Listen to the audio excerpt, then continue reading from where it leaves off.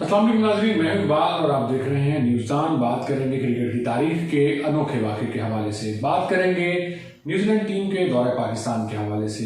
ये अपनी तर्ज का एक मुनफरिद दौरा हुआ जिसमें टीम पाकिस्तान में आई, उसको खेलने की इजाज़त भी मिल गई, सारे सिक्योरिटी इंतजाम भी मुकम्मल थे, फुल प्रूफ सिक्योरिटी थी, लेकिन उसके बावजूद टीम मैच नहीं खेल सकी। रीज़न सिक्योरिटी थ्रेट ही बना जिस पर सबसे ज़्यादा फोकस किया गया। पाकिस्तान में इस मैच के हवाले से अगर बात की जाए तो इस मैच में शायकीन को 4500 टिकट जारी किए गए, यानी इस पूरे ग्राउंड में सिर्फ 4500 शायकीन को आने की इजाजत मिली, जबकि सिक्योरिटी फोर्सेस की तादाद जो यहाँ पर डिप्लॉय की गई थी 5000 से ज्यादा थी, जिसमें 4000 पुलिस एहलकार थे और इसके अलावा SSG कमांडोज, पाक फौज से ताल्लुक रखने वाले जवान और रेंजर्स से ताल्लुक रखने वाले जवान इस फुल प्रूफ सिक्योरिटी में डिप्लॉय किए गए थे।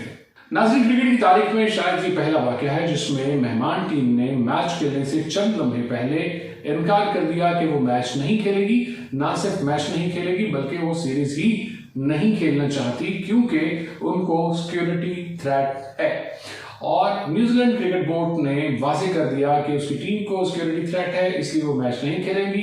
इस पर फौरी तौर पर वज़ीर-ए-आज़म पाकिस्तान इमरान खान जो कि बैरून मुल्क दौरे पर हैं उनको आगाह किया गया। उन्होंने फौरी तौर पर न्यूजीलैंड की वज़ीर-ए-आज़म से टेलीफोनिक रब्ता किया और उन्होंने भी सिक्योरिटी थ्रेट को जवाब बनाते हुए इमरान खान की बात को मानने से इनकार कर दिया। इस फैसले पर पूरी दुनिया क्रिकेट न्यूजीलैंड के साथ होती अगर प्लेयर्स पर मैच खेलने से पहले कोई हमला किया गया होता, उनकी गाड़ी पर किसी किस्म की कोई फायरिंग हुई होती, या कम से कम शायकीन पर किसी किस्म की कोई फायरिंग हुई होती, या ग्राउंड से बाहर किसी किस्म का कोई बॉम्ब ब्लास्ट हुआ होता। आप ग्राउंड के बाहर छोड़े, कम से कम शहर में किसी किस्म का कोई दहशतगर्दी का वाकया या कम से कम पाकिस्तान में इस दिन दहशतगर्दी का कोई वाकया हुआ होता तो हम समझते कि ये जवाज है। लेकिन किसी किस्म का हमला हुए बगैर फौरी तौर पर मैच से दस्तबरदार होना, मैच ना खेलना और सीरीज से दस्तबरदार होना, ये बात बहुत शॉकिंग थी पाकिस्तानी क्रिकेट बोर्ड के लिए, पाकिस्तानी हुकूमत के लिए और शायकीन क्रिकेट के लिए। अब जब पूरी सूरत हाल को डिग आउट करने की कोशिश की गई तो पता ये चला कि एहसानुल्लाह एहसान की जानिब से ट्वीट किया गया है जिसमें ये कहा गया है कि जैसे ही ये मैच कंप्लीट होगा, जैसे ही न्यूजीलैंड टीम ग्राउंड से बाहर होगी तो जैसे ही न्यूजीलैंड की क्रिकेट टीम ग्राउंड से बाहर निकलेगी, दाइश उस पर हमलावर हो जाएगी। अब सवाल यह है कि अगर दाइश ने इस दिन हमले का प्लान कर रखा था, उसकी फॉर्मेशन कंप्लीट थी, तो फिर न्यूजीलैंड की टीम चाहे मैच खेलकर ग्राउंड से बाहर आती या मैच खेले बगैर ग्राउंड से बाहर आती, उस पर हमला होना चाहिए था, जबकि ये हमला नहीं हुआ। अब इससे एक एंगल ये निकलता है कि दाइश को न्यूजीलैंड की टीम से किसी किस्म का कोई कंसर्न नहीं था, बल्कि दाइश को इस चीज से कंसर्न था कि ये मैच ना खेला जाए। अगर ये मैच खेला जाता तो न्यूजीलैंड की टीम पर हमला होता, अदरवाइज न्यूजीलैंड की टीम पर हमला नहीं हुआ। और दूसरा इसका एंगल ये निकलता है कि दाइश को न्यूजीलैंड की टीम पर हमला करने के लिए 4 घंटे दरकार थे, क्योंकि 4 घंटे जब मैच खेला जाता उसके बाद जैसे ही टीम ग्राउंड से बाहर आती तो दाइश जो है वो अपनी पोजीशन ले चुकी होती और वो हमला करती। जबकि न्यूजीलैंड क्रिकेट बोर्ड और न्यूजीलैंड की वज़ीर-ए-आज़म ने बहुत ही एफिशिएंसी का मुजाहिरा किया और दाइश को ये 4 घंटे नहीं दिए गए और वो अपनी फॉर्मेशन नहीं बना सकी और न्यूजीलैंड पर हमला नहीं हुआ। अब अगर ऐसी कोई सूरत हाल थी और 4 घंटे के बाद न्यूजीलैंड की टीम पर हमला होना था तो न्यूजीलैंड की हुकूमत के पास और न्यूजीलैंड के सिक्योरिटी इदारों के पास सिर्फ 4 घंटे का वक्त था जिसके अंदर अंदर उन्होंने अपनी टीम को पाकिस्तान से बाहर निकालना था। तो फौरी तौर पर न्यूजीलैंड की टीम को आर्मी हेलीकॉप्टर के जरिए दुबई मुंतकिल किया जाता है या कम से कम एयरपोर्ट मुंतकिल किया जाता है, जहां पर फौरी तौर पर अवेलेबल पहली फ्लाइट से ही ये टीम पाकिस्तान से निकल चुकी होती, जबकि ऐसा नहीं हुआ। ये टीम पाकिस्तान में ही स्टे की, 24 घंटे से ज्यादा का वक्त हो चुका है और इस टीम को लेने के लिए सुना है कि चार्टर तैयारा आएगा। इट्स मीन कि न्यूजीलैंड की हुकूमत के लिए टीम के प्लेयर्स की जान इतना बड़ा कंसर्न नहीं है। इससे जाहिर होता है कि न्यूजीलैंड क्रिकेट बोर्ड और न्यूजीलैंड हुकूमत इन थ्रेट्स को इतना सीरियस नहीं ले रही थी। अगर सीरियस लिया जाता तो फौरी तौर पर प्लेयर्स को यहाँ से निकाला जाता क्योंकि उनकी जान को खतरा था, मगर ऐसा नहीं किया गया, जिससे ये जाहिर होता है या तो प्लेयर्स की जान इतनी अहम नहीं है और या फिर ये थ्रेट्स जो हैं वो जेन्युइन नहीं है और न्यूजीलैंड की हुकूमत इन थ्रेट्स को इतना संजीदा नहीं ले रही। और जहां तक ट्वीट की बात है, इसमें एक और बड़ी अहम चीज है। अगर इस पर गौर किया जाए तो इस ट्वीट में सिर्फ न्यूजीलैंड की क्रिकेट टीम के लिए थ्रेट वार्निंग थी, जबकि इसमें पाकिस्तान की टीम को मुकम्मल तौर पर इस्तिस्ना हासिल है।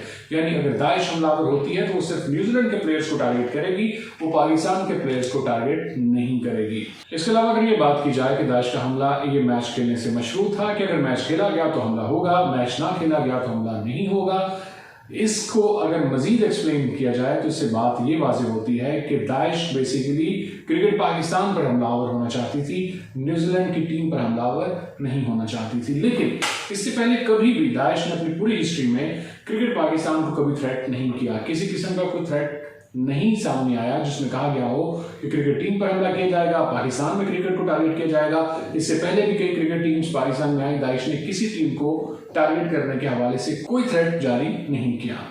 नंबर 2, दाइश एक आलमी दहशतगर्द तंजीम है और वो क्रिकेट को किसी भी मुल्क में टारगेट कर सकती थी, तो वो पाकिस्तान जैसे मुश्किल मुल्क को चूज क्यों करेगी जहां पर जब भी क्रिकेट मैच खेला जाता है सिक्योरिटी हाई अलर्ट होती है, फुल प्रूफ सिक्योरिटी फ्राहम की जाती है, तमाम रोड्स को बंद कर दिया जाता है, एसएसजी कमांडोज तक को डिप्लॉय किया जाता है। तो यहाँ पर तो हमला करना काफी मुश्किल नजर आता है। क्यों दाइश उन ममालिक को चूज नहीं करेगी जहां पर हमला करना बहुत ही आसान होगा। इस ट्वीट के मुताबिक दाइश न्यूजीलैंड की टीम पर हमलावर इसलिए होना चाहती है कि वो पाकिस्तान में एक बड़ा टारगेट अचीव करना चाहती है जिसके असरात पूरी दुनिया में देखे जा सकें। अगर दाइश का यही टारगेट है और यही मकसद था तो ये मकसद बआसानी हासिल किया जा सकता था जब अमेरिकन और नेटो फोर्सेस अफगानिस्तान से निकलकर इस्लामाबाद में आई। उस वक्त दाइश उन पर हमलावर हो सकती थी जिससे 36 कंट्रीज जो हैं वो हिल कर रह जाते और पूरी दुनिया में एक बहुत बड़े लेवल पर मैसेज जो है वो जा सकता था। दाइश ने उन पर हमला करने की बजाय न्यूजीलैंड की टीम को टारगेट क्यों करना था, और अगर वही पैगाम न्यूजीलैंड की टीम के पर हमलावर होकर दिया जा सकता था तो यही पैगाम नेटो फोर्सेस पर हमलावर होकर भी बआसानी दिया जा सकता था। जबकि नेटो फोर्सेस ने और अमेरिकन फोर्सेस ने पाकिस्तान को महफूज तरीन मुल्क करार दिया जब वो यहाँ पर स्टे कर रही हैं। अब वो मुल्क जो नेटो फोर्सेस के लिए महफूज तरीन मुल्क है वो न्यूजीलैंड की क्रिकेट टीम के लिए खतरनाक मुल्क कैसे हो सकता है। इसके अलावा एक अहम नुकता यह है कि न्यूजीलैंड ने पाकिस्तान का हंगामी दौरा नहीं किया। न्यूजीलैंड की जानिब से सिक्योरिटी टीम 4 माह पहले पाकिस्तान में आई और उसने मुकम्मल इंतजामात का जायजा लिया और उसके बाद इत्मीनान का इजहार करते हुए न्यूजीलैंड के क्रिकेट बोर्ड को ग्रीन सिग्नल दिया कि वो न्यूजीलैंड की टीम को पाकिस्तान भेज सकते हैं और टीम को किसी किस्म का कोई खतरा नहीं है। अगर ये रिपोर्ट उनकी दुरुस्त थी तो उसके बाद ये थ्रेट सामने आना ये समझ से बालातर है, या फिर न्यूजीलैंड की सिक्योरिटी टीम ने यहाँ पर आकर मुकम्मल वर्किंग नहीं की, जो कि एक मुजरिमाना गफलत है जिससे न्यूजीलैंड के प्लेयर्स की जान जा सकती थी। इसलिए न्यूजीलैंड की वज़ीर-ए-आज़म को चाहिए कि वो इस टीम की इंक्वायरी करे कि इस टीम ने गलत तौर पर इन्फॉर्म क्यों किया और टीम को इतने बड़े खतरे में क्यों डाला। और अगर इस टीम की रिपोर्ट ठीक है, काबिल भरोसा है, तो फिर फौरी तौर पर इस ट्वीट पर भरोसा क्यों किया गया, इस थ्रेट पर भरोसा क्यों किया गया और इस थ्रेट को इतना जेन्युइन क्यों माना गया जिस पर इतना बड़ा डिसीजन लिया गया कि न्यूजीलैंड की टीम जो है वो मैचेस पाकिस्तान में नहीं खेलेगी। अब 45 शायकीन पर जब 5000 से ज़्यादा सिक्योरिटी फोर्सेस के अहलकार तैनात होंगे तो यहाँ पर दहशतगर्दी तो बहुत बड़ी बात इस ग्राउंड में या इस ग्राउंड के बाहर चिड़िया भी पर नहीं मार सकती थी।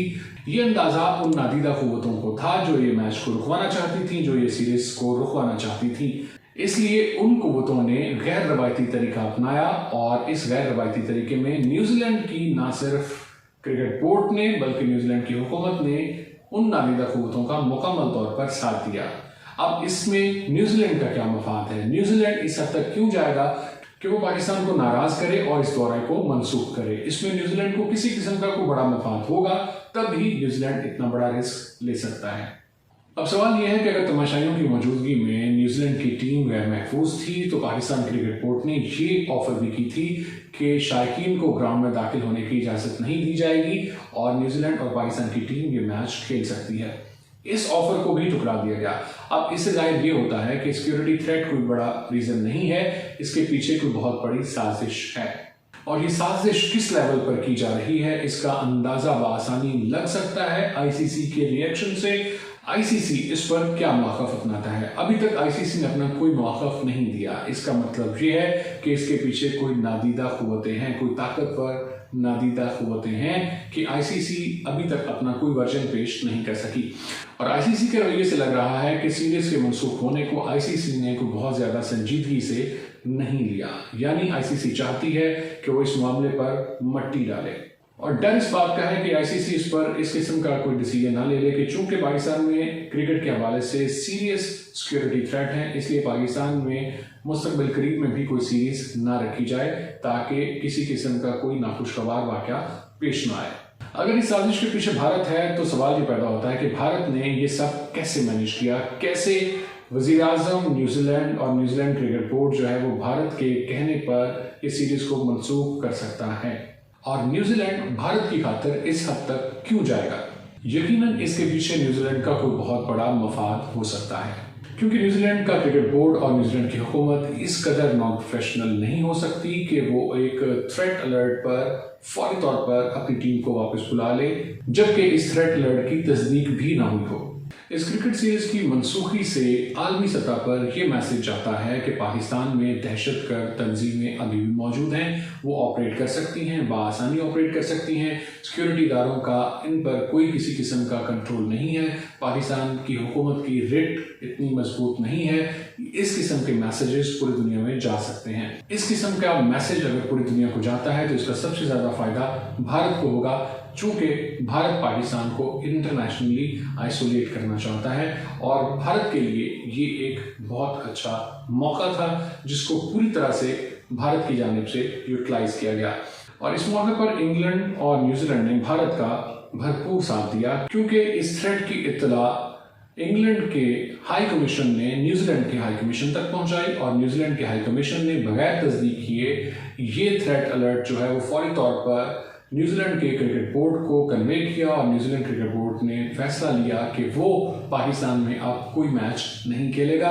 और न्यूजीलैंड की हुकूमत ने भी इस थ्रेट अलर्ट को जेन्युइन मानते हुए फौरी तौर पर इस पर यही डिसीजन लिया कि न्यूजीलैंड की टीम जो है वो मैच नहीं खेलेगी और वो वापस जाएगी। इस मौके पर इस किस्म की गेम खेलना, जबकि अफगानिस्तान में तालिबान की हुकूमत कायम हो चुकी है, अमेरिका और नेटो फोर्सेस अफगानिस्तान में अपनी नाकामी का जिम्मेदार पाकिस्तान को ठहरा रही हैं, और दूसरी जानिब ये मैसेज देने की कोशिश की जा रही है कि पाकिस्तान दहशतगर्द तंजीमों के लिए और ख़ासतौर पर दाइश के लिए एक सेफ हेवन है, क्योंकि दाइश यहाँ पर इजीली ऑपरेट कर सकता है और किसी भी मुल्क की टीम पर हमलावर हो सकता है।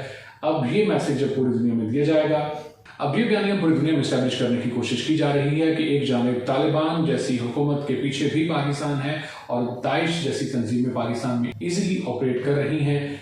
इस सारी सूरत हाल से ये पिक्चर डिपिक्ट करने की कोशिश की जा रही है कि पाकिस्तान दहशतगर्दी का शिकार नहीं है, बल्कि पाकिस्तान पूरी दुनिया में होने वाली दहशतगर्दी की आमाजगाह है।